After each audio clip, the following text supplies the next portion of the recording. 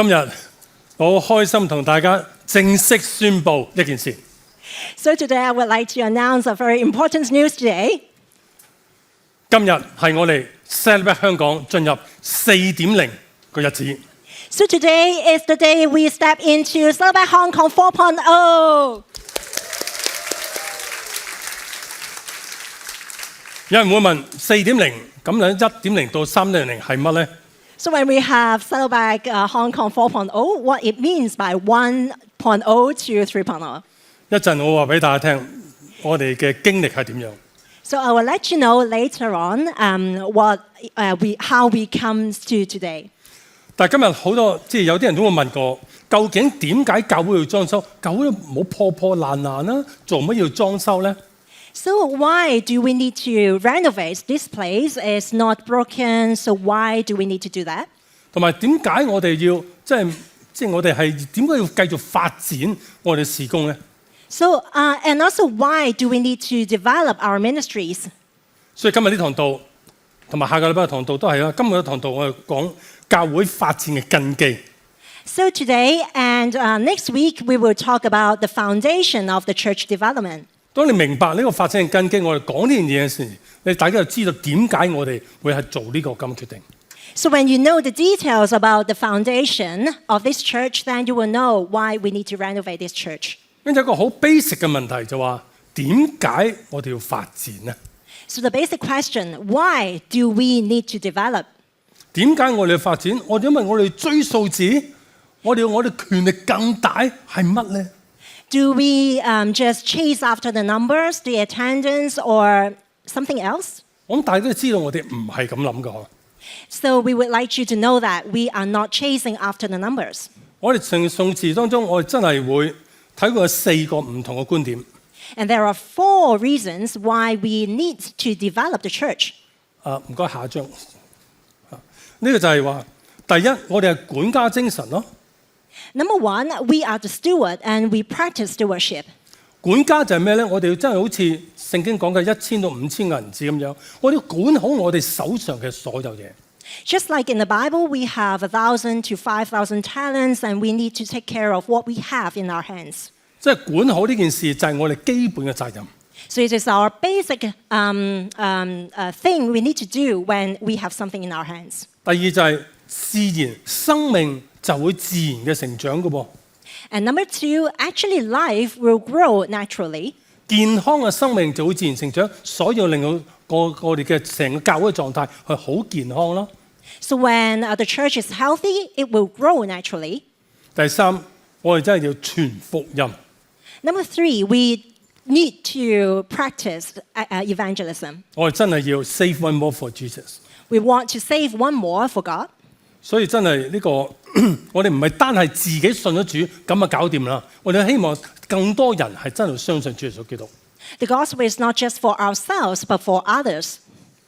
第四咧，好簡單，發展就係因為愛咯。 Number 4, when we have development, it is actually for love. 你會睇到，當你好愛嘅人，包括你啲仔女同埋你太太乜嘢，佢突然間佢係喺個 stagnant 咗嘅地方，佢冇成長嘅話，你會好憂心嘅。 When you see your family being stagnant in their growth, you may feel sad for them.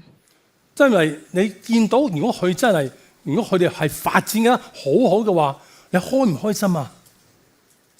So when you see your family members grow just like your sons and daughters, do you feel glad for them? 我諗一定會開心㗎，係咪啊？大家嚇，你哋係咪啊？有啲仔女嘅話，你哋係人哋嘅仔女啊，你哋發展開唔開心啊？ So when you see your kids growing, maybe you feel happy for them too. 所以呢個就係咁嘅原因，我哋一定要發展。 So that's why we need to develop. 但係發展當中，我哋要明白，我哋真係嘅教會嘅定義係乜嘢咧？ But also we want to know more about the definition of the church. 咁我哋今日起咗間教會好似幾靚啊！咁係咪呢個就係我哋目的咧？ So when we build the comfortable place for us to worship, is it our ultimate goal? 教會喺希臘文度有個字叫 ecclesia。 In the Greek word in the Bible, church is ecclesia. 呢個就話係一群被上帝從世界中呼召出嚟，屬於基督嘅人。It means a group of people called out of the world by God, and they belong to God. 所以你話我今日嘅嚟到呢度，呢個唔係呢個地方啊，係你哋就係教會。So the church is not about the place, but about the people here in this place. 所以話當一間空框框嘅建築物，你話呢個係咪教會啊？呢個唔係教會嘅。So the building, the four walls are not the church. 就算你打埋個名叫教會，但係呢間都唔係教會。 Even when you name this a church on the wall, it's not the church. 因為上帝最睇重嘅就係你哋佢個子民一樣。 Because the church means you, us all together. 咁聖經咧就有3個唔同嘅比喻係比喻教會嘅。 In the Bible, there are 3 core metaphors. 咁呢個就係神學聖經班，即係101啦咁樣。 So it is like theology 101. 第一就係基督嘅身體。 Number 1, the church is the body of Christ. 基督嘅身體就話佢係有多樣性同埋多種類嘅存在。 It means the organic nature and diversity. 所以話教會係一個有唔同恩賜、有唔同人組成、彼此連結、互相依賴，但係服侍同一個主基督。 So the church has the people with different gifts, different backgrounds. We connect with each other and dependent on each other so that we can all serve one head, that is Christ. 第二咧就係我哋上帝嘅家。 Number 2, the church is the household of God. 我哋教會有一定好親密嘅關係嘅。 So we are intimately connected with each other. 咁教會係個家咧，我成日都講嘅。 So we always say that the church is a family. 咁呢個係口行啊，定係就咁咧？即係咪真係上帝係我哋教會嘅？即係教會就係上帝家咧？ So is it real or is it true in this church? 呢個 depends on 我哋就係有冇做到，我哋強調入邊我哋有冇愛，有冇接納，有冇教養，同埋係咪屬靈嘅群體走埋一齊咧？ So when it comes to the household of God, there should be love, acceptance, nurturing, and spiritual relationships. 所以話呢個愛、呢個接納係咪就係一個教會存在嘅目的咧？ So love is actually the purpose why we exist. 第三，呢個係聖靈嘅殿。 Number 3, the church is the temple of the Holy Spirit. 所以聖靈喺度嘅話咧，佢一定會係一個上帝同在、聖靈同在嘅一個環境嘅。 So when we come to the church, the Holy Spirit is here dwelling with us. 所以我哋呢度一定有敬拜，一定有敬拜，同一定有好多個即係感覺，係令到大家感覺到上帝同在。 So we definitely have the worship because worship means we worship God. God is here for us. 因為教會係上帝居住、聖靈醞釀嘅一個地方， Because the church is where the Holy Spirit dwells in. 所以教會係好緊要，就係我哋教會個根基就係屬於基督。 And the foundation of the church is Christ himself. 但係我哋就係運用聖經好多個材料，成為我哋嘅材料建材。 But we have the Bible, the truth, as our building materials. 咁又係好多人嘅真係出嚟用佢哋恩賜當中去喐手去做嘢。 And then the brothers and sisters will use the spiritual gifts to build on it. 跟住我哋就一齊重新喺個磐石上面建起呢個家。 So that we can build God's house upon the rock that is Christ. 我哋大家知道，我哋教會生存絕對唔係為咗生存而已，係為咗我哋背後嘅使命。 Our church exists not for survival, but for mission. 正正因為咁，所以今日我希望大家重新再一次明白我哋嘅根基，我哋根基係乜嘢？ Because of this, we would like to learn together what is the foundation of the church. 咁啊有5點嘅。 So there are 5 points. 第一點咧就係話根基嘅唯一性，基督就係磐石。 Number 1, we need to get to know the uniqueness of the foundation. That is, Christ is the rock. 馬太福音7章24至25節，佢哋講就話：所以凡聽見我這話就會行的，好比一個聰明人，把房子蓋在磐石上，雨淋、水沖、風吹，撞着房子，房子總不倒塌，因為根基立在磐石上。 Just like the book of Matthew, chapter 7, verse 24 to 25, it says, Therefore, Everyone who hears these words of mine and puts them into practice is like a wise man who built his house on the rock. The rain came down, the streams rose, and the winds blew and beat against the house, yet it did not fall because it had its foundation on the rock.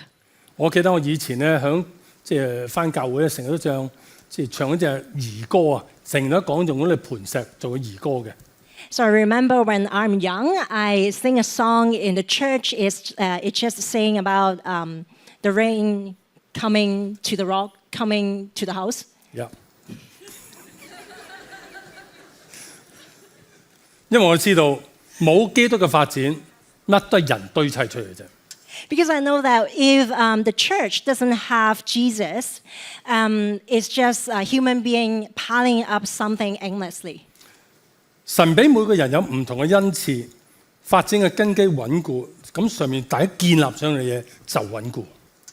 Everyone has a spiritual gifts, so when we have a stable foundation of Christ, then everyone can build on it very securely. 我哋咧真係要，我哋各盡其職，成全信徒，各盡其職咁做嘢。We need to equip the saints to do the work of God. 但係 However, 呢個道理大家都知啊， every one of us know that fact, 你有恩賜都知㗎。 and we know that every one of us has spiritual gifts. 點解今日嘅教會好多停滯不前啊？ But why do the churches stay stagnant? 點解今日嘅教會唔能夠知道呢個道理，知道我哋有好多材料？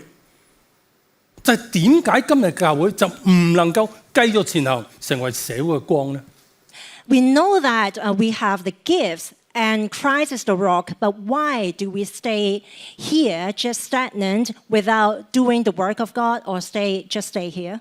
我覺得有可能就係因為我哋第二點，呢個第二點我所講嘅嘢。I think that the reason of this question is the point 2 that coming up. 第二點，教會響處境化嘅根基究竟係乜嘢咧？ Number 2, what is the contextual foundation of the church? 我哋往往都相信，只要揾到一條教會發展嘅橋，咁嘅做法，繼續去做啦，咁啊好好，咁啊可以唔使改，繼續咁去噶啦。So we always think that if we find a good principle, a good concept, then we stick to it, then it can be forever. 即是話我哋唔需要處境化，只要揾到個真理去點樣營運，咁啊得噶啦喎。We always look for everlasting rule of life, and we stick to it, and we don't need to change or adjust. 教會嘅失敗，往往就係因為我哋冇喺處境化當中做嘢，或者我哋錯判我哋自己處境化嘅環境，導致我哋失敗。Sometimes the church failure is because of the contextualization that is outdated or incorrect. 當我哋嘅處境唔清晰，或者我哋冇將我哋嘅炮林擺喺同一個位度，咁我哋與時並進，亦都冇與時並進嘅話，我就錯配咗最好嘅資源擺喺最差嘅位，所以就無效，我哋教會就無效。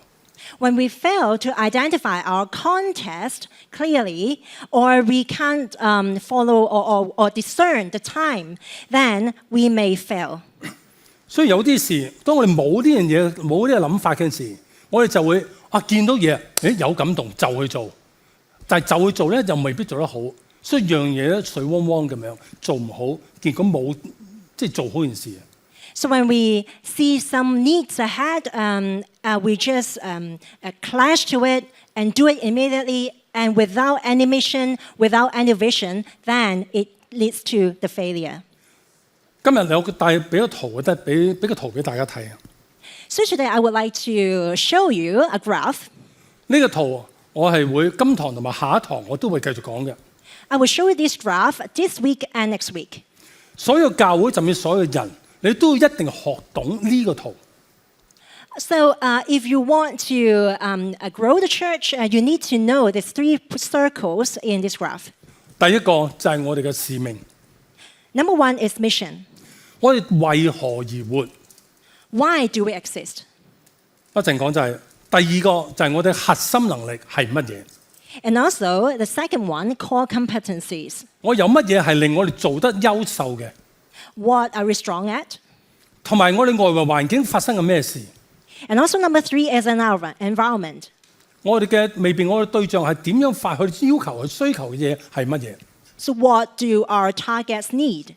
使命同核心能力係我嘅 internal issue， 係我內在因素。 The mission and the core competencies are internal factors. 但係我哋第三個就係環境因素，就係外在因素。我哋點樣回應翻外在因素而產生我哋嘅動力？ So, and the third one is environment. That is the external factor that we need to respond to. 所以今日我哋就講內在因素，下個禮拜就講外在嘅因素。 So this weekend we will stick to the internal factors, while next week we will do the external factor. 我好多謝阿士摩，因為佢能夠翻譯到我啲嘢咧，佢都好難得㗎啦。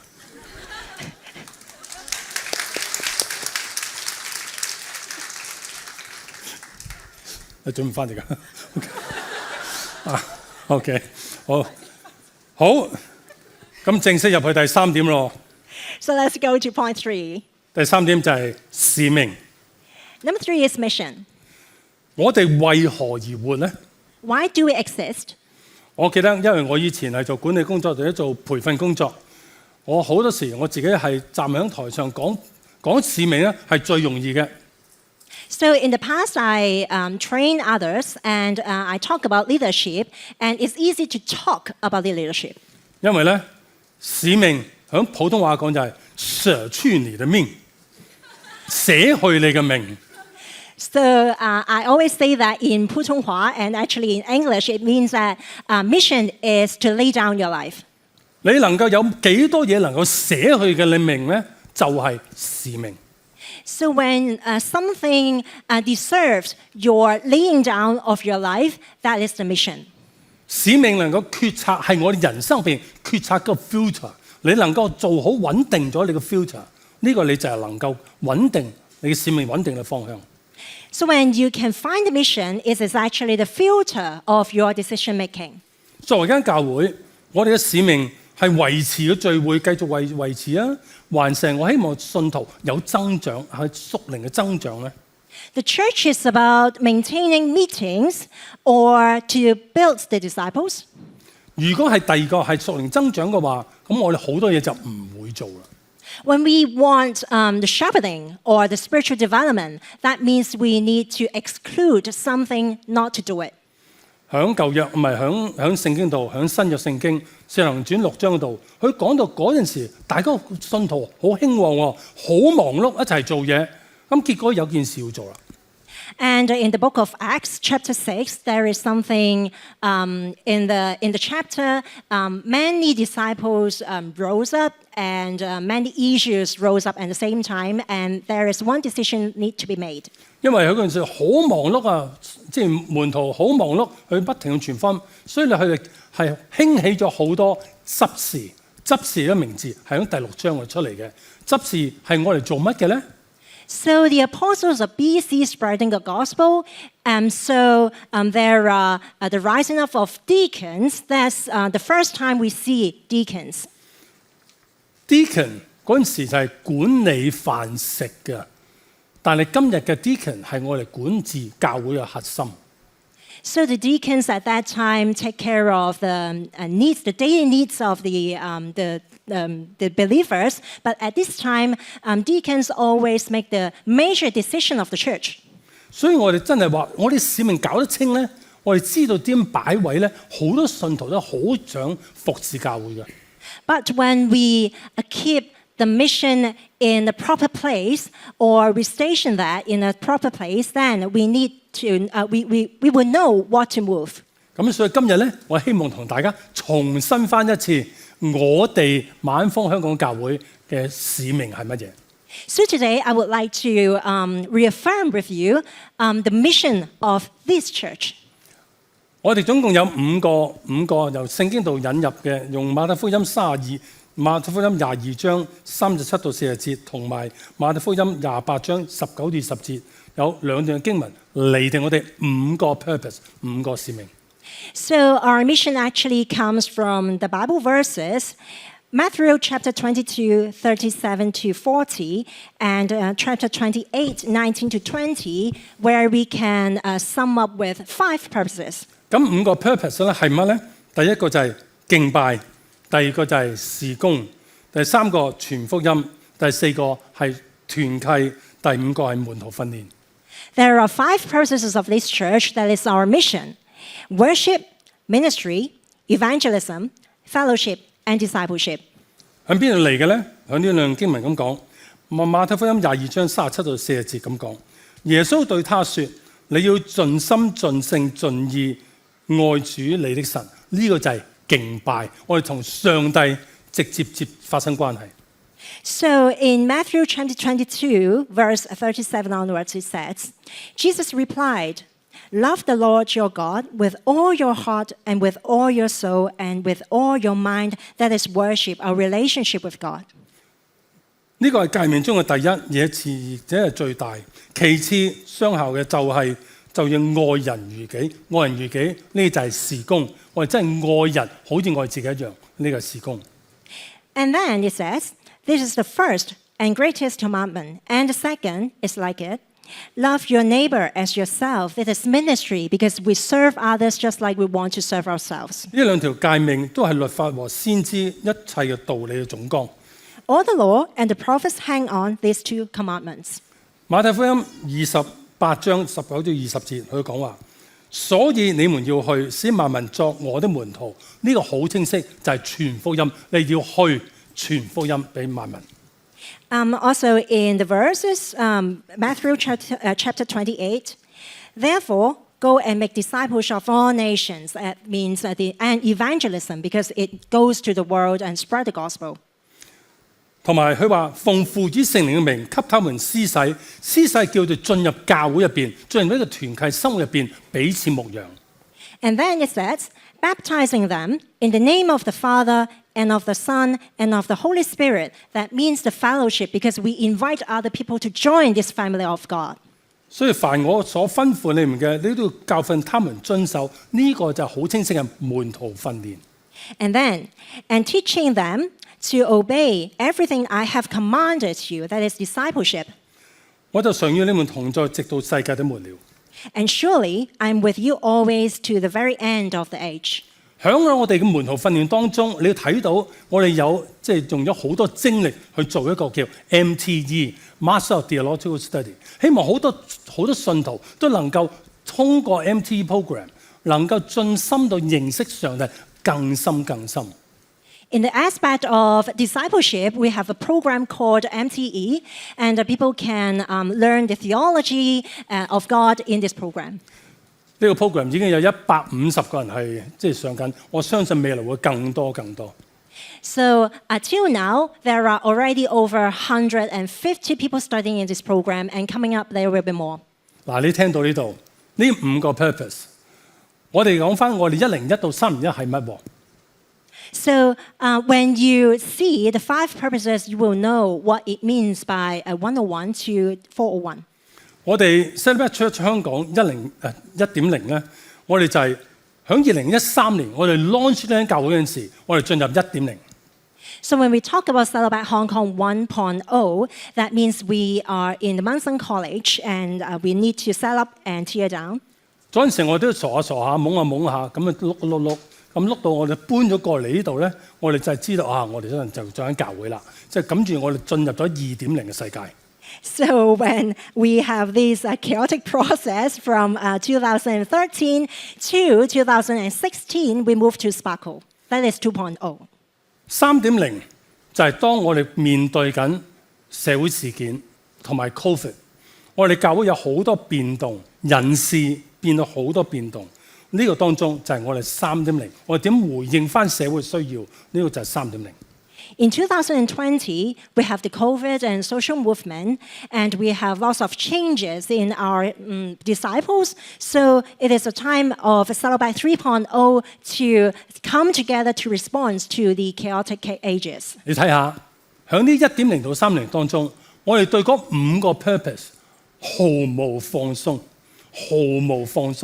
咁嚟推動我哋俾人去做好呢5個 purpose。From the very beginning of Saddleback Hong Kong 1.0 till 3.0, we do not lose ourselves, but to stick to the 5 purposes.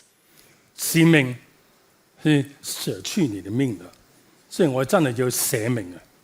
So the mission is all about laying down your life for it, that is deserving. 我哋唔係因為我哋時間多要搞多幾個 program 出嚟俾大家 involve， 因為我知道呢個係我哋核心使命，所以呢個不能放鬆。So it is not about having nothing to do, just to building up the all kinds of events and programs, but we know definitely what our purposes are. 我好多謝華理牧師昔日去創造呢5個 purpose， 有啲使命，等我哋可以跟從，知呢個係我哋好核心、好核心嘅力量。We thank Pastor Rick Warren for defining those 5 purposes so that our church has a very clear path to walk on. 得咯，呢個就係使命喎 ，OK 嘛？ So this is about mission. 好似冇人瞓覺喎。Stay awake. 第4講核心能力嚟。 So number 4 is about core competencies. 神俾咗咩恩賜？俾咗乜嘢屬靈恩賜俾大家咧？ What gifts has God given to all of us? 屬靈恩賜係個好頭先講係我哋嘅工人出嚟做嘢，係我哋嘅能量嚟嘅。 So the brothers and sisters of God carry all kinds of spiritual gifts to establish the family of God. 一間教會嘅大小，我哋除咗係 count 有個崇拜人數幾多人之外，通常係咁樣。Oftentimes we count the size of the church by the numbers of attendants in the weekend services. 其實更加緊要嗰個數字就係我哋嘅侍奉人員點樣擺上屬靈恩賜嘅人數係有幾多。 But another way to count the size of the church is the serving volunteers, the number of the serving volunteers. 他們講屬靈恩賜冇響我哋學習階段，你大學啊、中學啊乜嘢都冇教。 Actually, we can't learn something about spiritual gifts in our education. 亦都冇響我哋工作環境度，哇！你有咩屬靈恩賜你先做啦，哇！真係炒魷啦呢啲。 Or we can't discover the gifts through our workplace. 所以就話屬靈恩賜真係要響教會入邊學，學懂之後係可以影響你好多好多嘢。 But definitely we can find our gifts in the church when we serve. 一間教會，我而家即係我識嘅教會比較多啊。咁一間教會通常大約20%、20%嘅人係服侍緊教會嘅。 In most of the churches, there are 20% of the church population that are serving volunteers. 因為大約都係20%嘅人咧，能夠滿足到教會自 internal 嘅營運當中營運嘅需要，同埋滿足到大家需要。 So the 20% of the church population can cope with the church operation.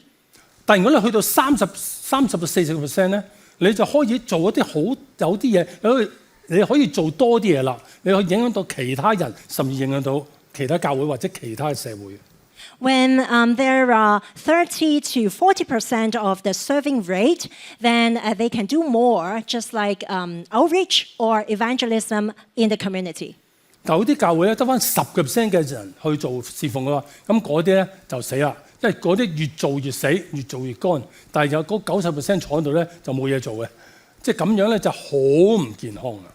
But there are some challenging cases, that is 10% of the whole population, then most of the time the volunteers are burned out. 我哋教會大約50% 嘅人係侍奉緊嘅。 So in this church in Saddleback, Hong Kong, we have 50% of the population who are serving. 係咪好似好多啊？ Does this seem much? 你覺得多唔多啊？ What do you think? 多唔多啊？唔敢表達啊！我覺得未夠咯。 But I think that it is not enough. 我哋如果一陣想個教會係能夠做到能夠服侍更多嘅人，及服侍更多嘅群體嘅話，我哋希望能夠到60或者70%，係即係一啲都唔少啊！ When we need to reach out to more people groups, that means we need to grow to 60 to 70% of the population as the volunteers. 我哋唔係追數字，因為好追實際我哋嘅需要係點樣。We are not chasing after the numbers, but we take a look at the needs of the community. 因為核心能力係你能夠將資源轉化成為成果嘅關鍵。Because the core competencies can transform the resources into the fruit, the results. 響哥林多前書12章4至7節咁講，佢話恩賜原有分別，聖靈卻有一位；即是也有分別，主卻是一位；功用也有分別，神卻是一位。在眾人裡面運行一切事，聖靈顯在各人身上，是叫各人得益處。In the 1 Corinthians chapter 12, verse 4 to 7, there are different kinds of gifts, but the same Spirit distributes them. There are different kinds of service, but the same Lord. There are different kinds of working, but in all of them and in everyone, it is the same God at work. Now, to each one, the manifestation of the Spirit is given for the common good. 所以話呢度睇所有嘅聖靈一位，主耶穌一位，神都有一位，但係我哋各方面嘅嘢都係唔同嘅，恩賜都唔同。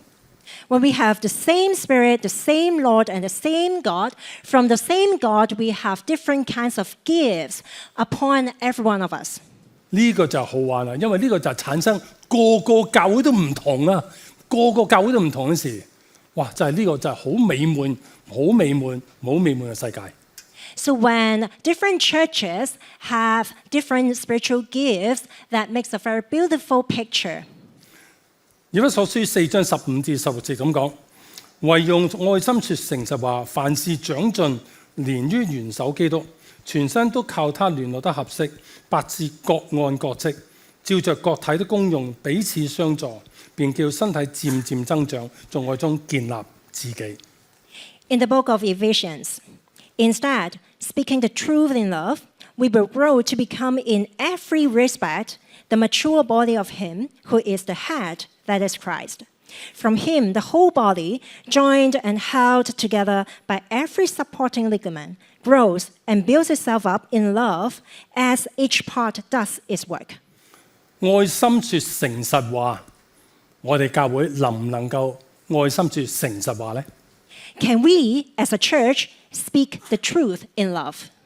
人好多時因為恐懼，因為客氣，我哋冇講誠實嘅話。So sometimes out of fear or politeness, we can't really speak in truth. 但係亦都係，即係唔好話你唔誠，即係唔講誠實話，哇！你今日好樣衰啊！即係咁樣呢啲咧就唔應該講啦，即係。But sometimes we need to be kind in our words when we speak to each other. 誠實嘅定義係能夠將分享自己軟弱出嚟。When we talk about speaking the truth in love, it involves speaking about our own weakness. 唔係 point 到人哋嘅軟弱，係 point 到自己嘅軟弱。It is not about pointing the weakness of others, but pointing the weakness of ourselves. 所以我哋真係要知道我哋有咩強項，我哋就能夠點樣好好運用喺教會嗰度。So when we know the strengths of us, then we can use it and identify it and use it in the church. 只要我哋好清晰自己嘅強項，我哋唔需要模仿別的教會，我哋參考，但唔需要模仿別的教會嘅做嘢，亦都唔需要睇嗰個教會嘅轉。咁我哋又能夠自己去睇到我哋強項點樣發揮。We don't need to compare with other churches. We don't need to imitate other churches, but we just want to take a look at how God has granted to us. 喺2018年，我曾經做咗個調查，就話究竟我嗰陣時，我哋教會有咩強項呢？ So in 2018, I have a survey to take a look at the strengths of the church. 嗰陣時揾到3個。And at that time, I found 3 strengths. 我唔知你哋嗰陣時喺咪喺度，但係呢3個咧就好明顯地喺我哋教會嘅。I don't know whether you were here at that time, but definitely it is very clear about these 3. 第一個就係我哋 mobilization， 我哋嘅動員能力好強，一呼百應嘅。And number 1, it is mobilization. When we call, that everyone joined. 你唔知認唔認同啊？第二個咧就係我 creativity，我哋創造力，我哋好勁嘅。Number 2 is about creativity. 呢個就係癲癲地嘅嚇。第三個咧就係我 training 嘅能力好強。Number 3 is about training. 因為我哋真係呢度咧，我哋真係你唔好講，我哋教會有乜人都有嘅。呢個 combination 就係乜人都有。求其你揾一個 CP，我哋有好多 CPEP 喺度啊，即係好多即係嘅人喺度，好有能力去做 training 嘅。Because among us, there are many professionals who can help to train others. 咁咧，2026年我又做咗呢個調查喎。And then this year, 2026, we have another survey. 本來諗住講10個出嚟，即係講咗大家認唔認同啊？冇咁嘅時間啦，我講5個啦。I would like to just talk about 5 of the 10. 嗱，你要幫手喎，你認同嘅咧，你舉高啲手啊，得唔得啊？認同嘅舉手。So when you agree, then raise your hand. OK， 嚟咯喎，好嗎 ？OK， 第一 creativity， 我哋嘅創造力。Number 1, creativity. You can raise your hand if you 你 agree. 覺得係咪咧？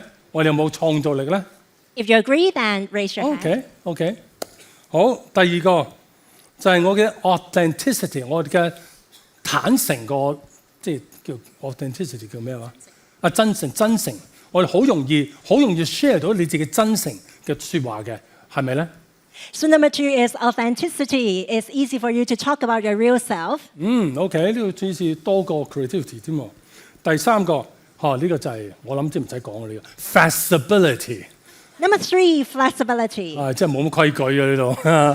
So we don't have rigid rules.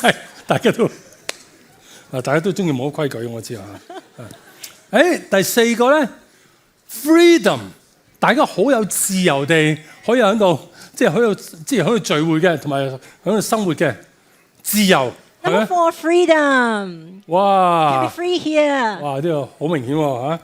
好，第5個，呢個真係特別啲嘅 fail fast， 衰得快精神。Number 5, fail fast spirit. 即係我哋點樣衰都會建立嘢，傾好耐都係要衰噶啦，不如衰得快啲，即係咁樣呢個衰得快精神。When we fail fast, then we can stand up fast. OK， 幾多衰得快精神？ You can raise your hand. 都唔少啊嚇。OK， 都睇到啦，呢個就係我哋教嘅特質。So that is the characteristics of this church. 當然好多教會係有即係好穩陣嘅，好穩陣、好穩健。但係我哋係處於一個唔係好系統上穩健，但係實際就好穩健嘅狀態。So actually, our church has a very stable system and also the stable operation, but we also have this flexibility. 嗱，呢啲人嘅問題。And these are about people. 我頭先講，我哋進入踏入 4.0 嘅狀態。As I have said, we stepped into Celebrate Hong Kong 4.0. 4.0 唔係有更多嘅 program。 4.0 is not about more programs. 我哋真係會 focus 喺更好嘅 build 我哋入邊裡面嘅人。But we focus on building the people in this church. 裝修係為咗釋放更多弟兄姊妹嘅屬靈恩賜而做嘅。The renovation is about inviting brothers and sisters to input their spiritual gifts. 我哋唔係要搞到個教會更靚，我哋要令到更多嘅空間俾大家創造翻你哋點樣使用你哋屬靈恩賜。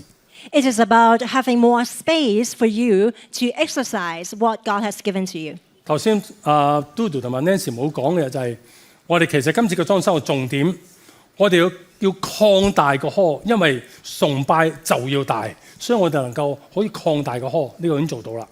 Just as Dudu and Nancy had mentioned in the worship services, we need to have the greater space for worship. 但係我哋平時嘅教會咧，我就要細，因為你見教會大咗咧，大係好多地方用唔到嘅，所以我令到佢細咁樣。所以今次我哋做咗好多嘅 partitioning， 我哋好多好隔音好好嘅 partitioning， 係佔我哋裝修好大部分。partitioning 係令到我哋教會能夠隨時一拉閘，唔係閂門啊，一拉閘就可以隔聲咁樣存在。Wow, we need a great a big place for worship in weekends. In weekdays, we need small spaces because we need to have more rooms for people to come in so that it's easier for them to use, just like the partitions in this place. 我哋總共今次做完之後呢，我哋教會有6個地方係可以裝到150人同時進行唔同嘅嘢。呢個我哋教會真係好大用途，去盡量使用呢個地方，作我哋唔同人嚟發展你嘅恩賜。So in this church, now we have 6 spaces that can contain at most 150 people at the same time, so that the whole church can be maximized in the use. 教會講唔上7×24，但係7×16咧，我諗都得嘅。We can use this place 7 times 16 hours. 第二就係我哋講 Kids and Youth， 我哋真係好足夠嘅設施設備，係幫佢哋發展佢哋嘅生命。And also we focus on the building up of SK so that they can have more spaces to get established. 我哋小組當中，又可以夜晚當中，你哋可以進入嚟，有好多唔同 semantic 嘅地方，咁樣可以進行你嘅小組生活，更加緊密嘅親密嘅生活。And when we have more partitions and more rooms, then the small groups can have more space for fellowship. 同埋我哋對全方嘅工作，我哋都係能夠喺度更多嘅機會、更多嘅 training、更多替續唔同嘅福音機會當中引人入嚟，可以導致佢哋傳聽到福音嘅工作。And we have more spaces for evangelism so that we can invite people to come to have the time or chance to listen to the gospel. 一陣你見到㗎啦，禱告。我哋祈禱隊好希望佢能夠好善用一個地方，更大嘅空間作祈禱守望，托住成間教會。And also for prayer, we will have more space for the prayer so that they can really pray to God to cover the whole church. 我哋真係要用好我哋嘅使命，同埋用好我哋嘅核心能力，今日發揮好多好多，因為喺環境當中我哋提供到啦。希望大家能夠真係興起嚟發展你哋事工。So when we treasure our core competencies, that is our spiritual gifts, and we pray that we won't waste our gifts for building up the family, the kingdom of God. 第五，但係我都要避免我哋能力，以為我哋能力好勁啊！我哋真係要逃避呢個能力嘅陷阱。Number 5, at the same time, we need to avoid the competency trap. 我哋嘅核心能力唔係我哋嘅，係要用喺上帝嗰度，呢個力量先會繼續產生出嚟。Our spiritual gifts are not for ourselves, but for God. 我哋對住個使命，我哋不變，呢個顯示我哋嘅忠心。When we stick to the mission of God, that is our faithfulness. 我哋對住環境嘅變，係因為我哋要適切更多人，係為咗更好。When we face the environment, we need to change and adjust so that we can have a better environment. 所以變唔變呢個就係好清晰嘅 discernment 嚟嘅呢個。So when it comes to whether to change or not, it is about discernment. 所以話今日嚟到總結呢個話咧，就係根基唔係單係信心嘅解釋。So the foundation of the church is not just about faith. 因為我哋要揾清楚我哋嘅使命同埋恩賜當中，我要對佢好忠心啊，好忠心擺個時間落去，咁樣形成我好強大嘅 internal 嘅力量。And at the same time, we need to look at our mission and the spiritual gifts so that we can maximize it for the use of God. 所以我哋真係好清晰地應用到呢個根基，擺上我哋嘅工作。So when we know definitely the foundation of the church, we pour out ourselves into it. 但係下個禮拜我就會講環境同埋戰略嘅因素。And next week, we will focus on the external factor, that is the environment and the strategy. 呢未發生嘅啲嘢，但係呢個就我哋擺上信心去做創造呢啲嘢。The environment is changing and not definite, but it is about faith to pour out ourselves in it. 我希望呢堂道大家聽到之後咧，有3個迴響。I pray that after listening to this message, you can have 3 questions to take away. 你自己真係翻去講一陣先講啦，即係一陣有要求嘅嚇，就係、我認為我哋教會嘅使命係乜嘢咧？ Number 1, what do you think our church's mission is? 我哋嘅使命係有乜嘢可以寫出你的命的？ There is something worthy of laying down of your life. 第二，我哋點樣發揮教會嘅強項咧？ Number 2, how can we exercise the church strengths? 我哋有咁多人喺度，咁多嘅唔同嘅人喺度，點樣一齊發揮好核心我哋教會嘅強項？ So when different kinds of people are here with different backgrounds and spiritual gifts, maybe we can do something different. 同埋我哋點樣使用你嘅屬靈恩賜同教會嘅事工接軌咧？ And number 3, how can you use your gifts to align with the church ministries? 我哋好多時都話老人家我點咧？冇咁咪嚟崇拜咯咁樣。 So sometimes for the senior citizens, senior adults here, maybe they don't know what they can do for the church. 坦白講，真係 senior 嘅話咧，你真係擺上祈禱，你係好好嘅，同埋擺上你嘅食物係好好嘅。祈禱同食物係長者嘅強項嚟嘅。 So for senior citizens, when you are here, the best thing you can do is to lay down your prayers and lay down your food. 所以呢個就係唔好，即係每個人都有自己好獨特嘅嘢，好獨特嘅嘢，希望大家真係使用出嚟。 So everyone has something unique from other people, so we encourage you to use it.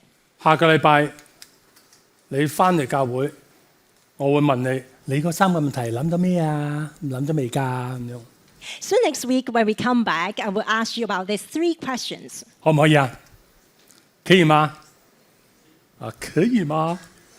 好，我哋一齊做低頭祈禱。 So let's bow our heads and pray. 慈悲天父，好感謝你， Dear Lord, we thank you. 我滿有感恩嘅嚟到你嘅面前，睇到呢個裝修，我知道你係就係我哋磐石，你係我哋一切發展嘅根基。 Lord, we thank you and come to you with our gratitude, and we acknowledge you as the rock of this church.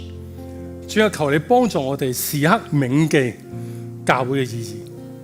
Lord, help us always remember the meaning of the church.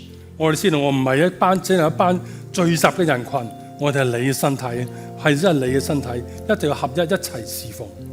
Lord, we are not just kind of people hanging around, but a group of people belonging to you, and we are your people and to serve here. 而我哋就係上帝嘅家，喺愛中同埋建立係一切我哋屬靈嘅親密嘅關係。 We are also the household of God with spiritual intimacy.